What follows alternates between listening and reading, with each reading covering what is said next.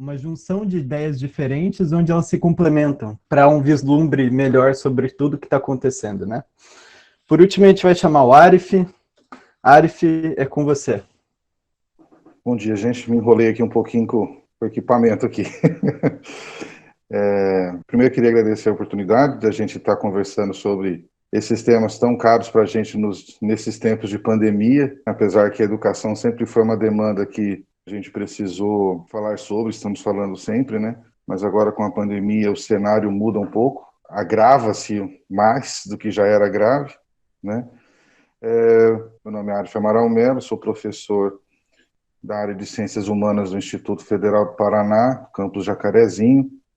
Trabalho lá com o ensino técnico, o pessoal no ensino básico, né? Com alunos do ensino médio. Eu sou bacharel, licenciado em Ciências Sociais, tenho licenciatura em Ciências Sociais, com mestrado e doutorado em Ciências Sociais também. A minha área de pesquisa no doutorado dialoga com a do Gustavo, né, com o professor Gustavo. Todo o meu doutorado segue em torno da finitude também. A tese de doutorado, ela se refere ao processo de ressignificação das práticas funerárias, de ressignificação da morte, na verdade, né? E agora, com a pandemia, isso ficou muito mais evidente, essa questão da ressignificação. Rapidamente, vou falar sobre essa questão da ressignificação da morte no meu objeto de pesquisa, porque eu acho que ela também há uma certa conexão com a questão que a gente está debatendo hoje, né? Superficialmente, o que eu trato na questão da ressignificação das práticas funerárias? Né? A ressignificação de todos os espaços que envolvem a morte, o cemitério, né, o local de velório, né? Isso transcende os espaços físicos também para o espaço virtual, né? Hoje a gente tem os perfis memoriais do Facebook, você tem perfil herdeiro, você tem empresas que trabalham com os bens mortuários, né, com símbolos e tudo mais. Então, há todo um processo de ressignificação na maneira como a gente encarava a morte, né? Os nossos avós e bisavós, né, e tataravós, a morte estava muito mais próxima. Ela era, vamos dizer assim, mais corriqueira, ela estava presente no dia a dia, né? Tanto que se morria muito mais em casa do que no hospital, né? Hoje é o inverso, a pessoa morre no hospital. Agora, com a pandemia, isso fica mais evidente ainda. Além de você morrer no hospital, quer dizer, aqueles que têm condições, né? Aqueles que têm condições e acabam sendo agraciados com saúde pública, alguma coisa do gênero, morrem solitários. Mais solitários ainda no hospital, haja vista que todas as questões de saúde pública, né? Para evitar contaminação, as pessoas realmente acabam entrando numa solidão maior. E, por outro lado, se revivencia esse momento dos nossos antepassados, né? As pessoas que não têm acesso à saúde pública, a um serviço funerário público eficiente, acabam tendo seus familiares morrendo em casa. Isso não está na mídia, eu faço parte de um grupo, que é a Associação Brasileira de Estudos Cemiteriais, eu participo do grupo deles no WhatsApp, e tem coisas assim muito, muito horríveis acontecendo no Brasil, né? Pessoas que estão ficando aí 2, 3 dias com seus familiares falecidos dentro de casa, esperando chegar ao serviço funerário. Bom, o que isso tem a ver com educação, né? A gente está vivenciando um momento na educação que, assim como se negligenciou a morte durante esses últimos tempos, né? A morte é uma coisa para se deixar para lá, né? É a morte interdita do Felipe Arrier. Né? Com a morte foi sendo deixada para lá, agora ela bate a nossa porta e nos causa estranheza, né? Mas a morte sempre nos rondou. É que agora ela tem nome, né? Ela tem nome, sobrenome, tem agente. A coisa está ficando complicada. Quer dizer, sair à rua virou uma roleta russa. Eu posso sair, não acontecer nada comigo. Eu posso contrair o vírus e também não acontecer nada comigo, como também eu posso sair para comprar um pão, voltar a contrair Covid-19 e vir a falecer em decorrência disso, né? Virou uma roleta russa. Viver se tornou uma coisa muito complexa. Bom, com relação à educação, né, isso fez com que, vou falar da educação básica principalmente, né, não vou entrar muito na questão do ensino superior, mas quando a gente fala da questão básica, o que acontece? Vamos recolher nossas crianças, né? Então as crianças vão ficar em casa e vão ter que lidar com uma nova forma de educação. E são vários os problemas, né? E não é uma coisa no sentido de apontar culpados, né? Porque é uma situação muito atípica, que é uma crítica que eu quero fazer também aqui. Não sei se os meus colegas concordam comigo, mas eu estou muito irritado quando eu escuto a expressão novo normal. Para mim, isso é uma coisa que não existe. Não existe novo normal. Por quê? O que é uma coisa normal? Vou puxar a sardinha para o meu lado, vou pegar o Emílio Durkheim. O Emílio Durkheim faz uma análise muito profícua da questão da análise da sociedade. Ele coloca lá os fatos sociais normais e patológicos. O que é o fato social normal? Né? O fato social normal é quando as regras sociais já estão pré-estabelecidas e quando acontece alguma coisa que foge dessa regra, automaticamente ela já é enquadrada dentro de uma lei ou dentro de alguma coisa, o problema se resolve e não há nenhuma modificação na ordem social estabelecida. Mas não é isso que a gente está acontecendo. Não tem novo normal. Né? O que existe para mim que aí a gente poderia colocar com questão novo normal?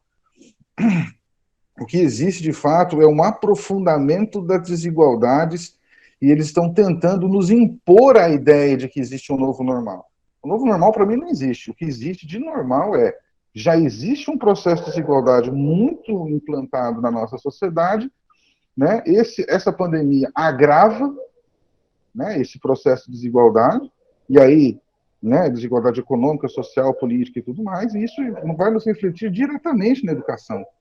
Por que vai refletir direto na educação? Porque uma educação remota, uma educação à distância, ela requer muito mais que somente boa vontade, né? Ela requer tecnologia, ela requer equipamentos físicos, né? Como o professor Gustavo falou, né? Quer dizer, até os professores não têm um equipamento adequado para poder adotar um novo normal, né? E olha, por isso que eu estou falando, que novo normal é esse, né?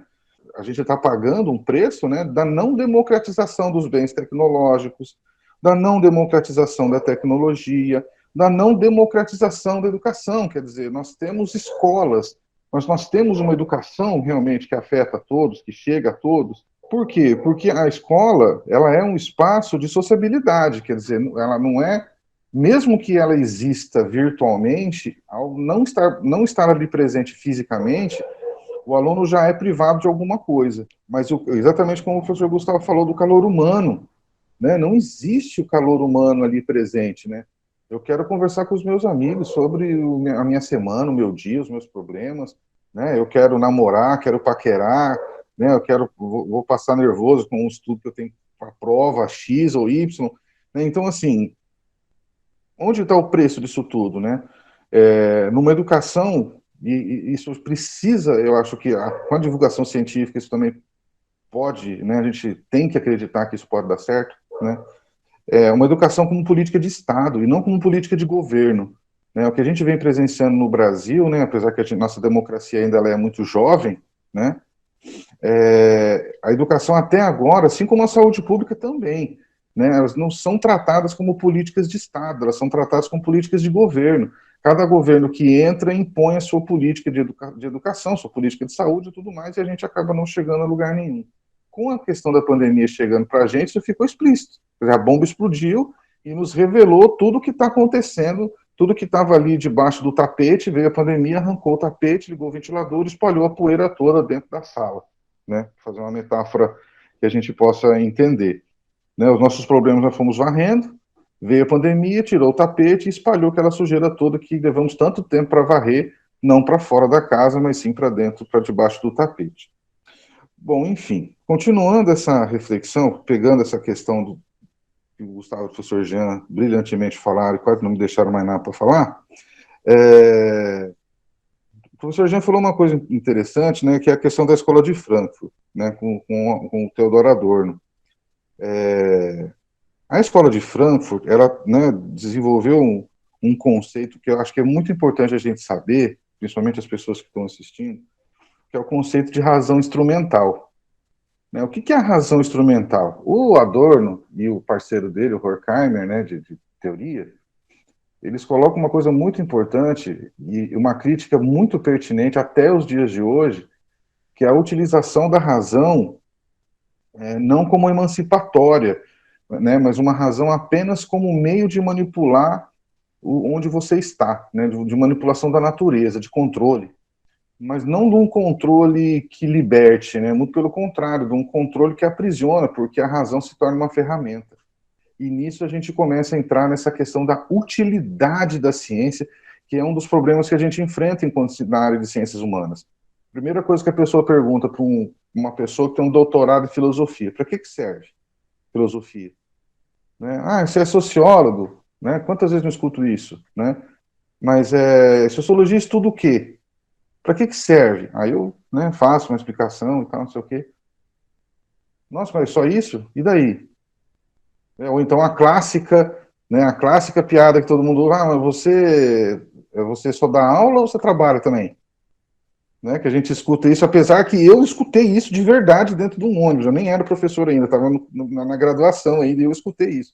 Eu estava no último ano, eu estava dando aula, não tinha carro, eu estava num ônibus, uma senhorinha começou a conversar comigo, ela perguntou o que eu fazia, eu falei, eu sou professor, dou aula. Eu falei, mas você dá aula só ou você trabalha também? Né? A piada se tornou realidade, o que é mais cruel ainda, né? E aí, nessa questão da razão instrumental, né, da razão, da ciência, ser utilizada como um martelo, como uma faca, como uma serra, ou seja, para que serve uma faca? Para cortar. Para que serve um martelo? Né, para pregar um prego. Né, para que serve uma chave de fenda? Para apertar ou soltar um parafuso. Né, começa a se desenvolver um pensamento de que ciência ela só serve, ela só é útil, ela só é importante quando ela tem um fim útil. Útil no sentido de realmente você utilizar para alguma coisa concreta. E quando a gente está na área de ciências humanas, né, quando somos sociólogos, psicólogos, educadores, né, e historiadores, e filósofos e tudo mais, né, a instrumentalidade da coisa ela não é visível como uma chave de fenda, ela não é visível como um martelo, né? Mas ela é tão importante quanto. Né? Quer dizer, eu preciso de um conhecimento até para bater um martelo num prego, até para abrir com maior eficiência uma porta ou alguma coisa do gênero. Né? E aí, por que isso nos causa essa frustração que a gente precisa lutar contra? Né? De expandir o conceito de ciência. E não tem como não passar pela educação. É impossível a gente mudar, né, o conceito de ciência se não passarmos pela educação. E aí a gente encontra um problema, pelo menos na minha opinião. Qual? Né?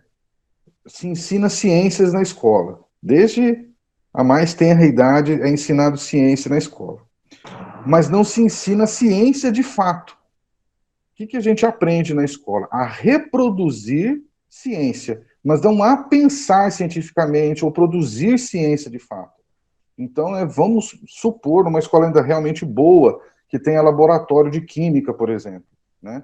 A professora vai levar os estudantes até o laboratório, vai fazer uma reação, alguma coisa, aquilo vai ser muito atraente, muito bacana, não sei o quê, mas se não passar disso, ou seja, se esse experimento for só para comprovar aquela teoria que foi dada em sala de aula, será que está sendo ensinada ciência de fato?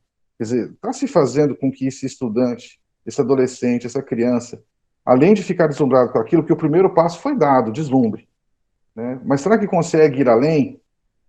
Quer dizer, o que eu consigo fazer com que essa criança pense cientificamente?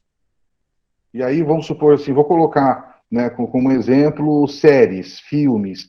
Pelo menos todo mundo já ouviu falar, nem que seja em piada, do MacGyver. Né? Aquela série famosa que passava nos anos 80. Aquilo é uma aula de ciência, quer dizer, apesar de ter umas mentiras lá, umas coisas mirabolantes, mas o que ele fazia? Ele pensava cientificamente, né? Ele pegava um limão, uma pilha e fazia uma bomba, né? Lógico que isso nunca vai acontecer, mas ele tinha o raciocínio científico. Será que a gente estimula, né, os nossos estudantes a isso? Vou pegar o meu caso.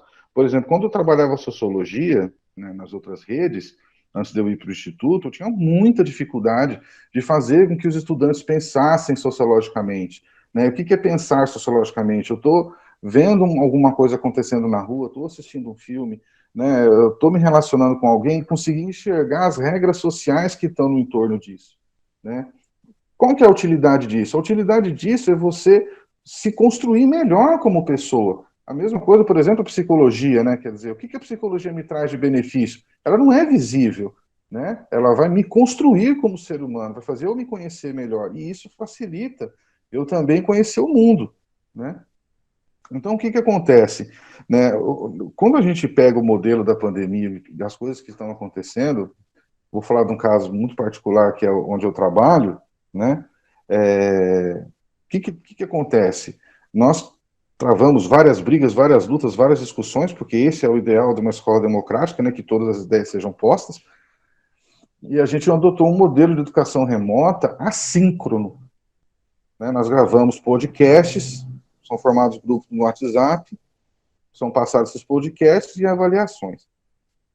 Para a gente poder atingir a todos, fizemos uma campanha de arrecadação de equipamento de celular usado e tudo mais, para que todos, sem exceção, para que ninguém ficasse para trás, para pelo menos ter esse mínimo de acesso, né? E os que não conseguiram a doação dos aparelhos, a gente deu um jeito, mandou um radinho com entrada USB, com os podcasts num pendrive, com as atividades que eram em PDF impressas, para a gente poder chegar em todos, né?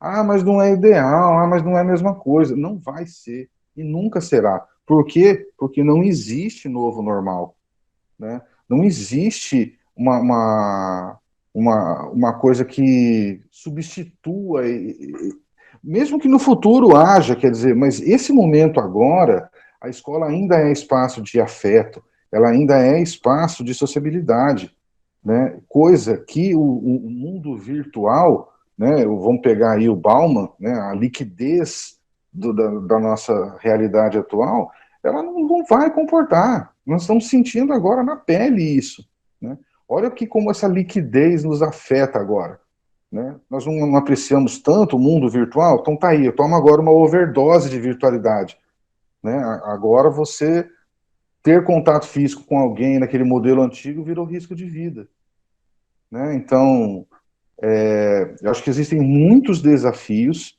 né? O EAD, o ensino remoto, todas as outras modalidades, elas são paliativas, né? Eu acho que elas não podem ser consideradas como um fim em si mesmo, elas têm que ser, no máximo, um paliativo para atender uma demanda, que é a demanda do conteúdo somente, né? Não, eu acho que não tem como ultrapassar isso.